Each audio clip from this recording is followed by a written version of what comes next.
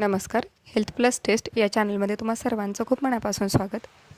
आजच्या आपल्या व्हिडिओचा विषय आहे उचकी थांबवण्यासाठी झटपट घरगुती उपाय. उचकी जर येऊन लगेचच थांबली पाणी पिऊन वगैरे किंवा खडीसाखर खाऊन तर त्यामध्ये असं जास्त विशेष काही वाटत नाही. परंतु जर उचकी चालू झाली आणि काही लोकांच्या उचक्या तर एवढ्या डेंजर असतात की 2-2, 3-3 दिवस त्यांना ती उचकी चालूच राहते आणि ही उचकीची फ्रिक्वेन्सी आहे म्हणजे सतत त्यांना हा उचकीचा त्रास होत असतो.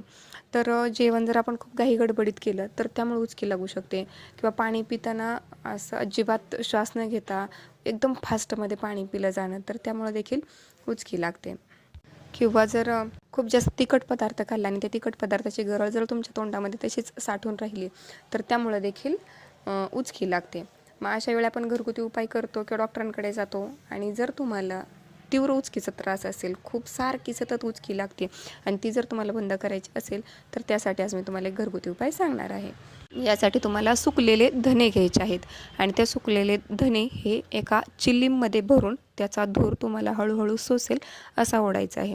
असं केल्यानं तुमची उचकी लागायची लगेचच थांबते. किंवा तुम्हाला जर चिलीम मध्ये भरणं ते शक्य नसेल तर तुम्ही त्याची अगदी छोटीशी सुरळी म्हणजे विडी असते ती विडी करू शकता आणि त्याचा धूर तुम्हाला सोसेल असा घेऊ शकता.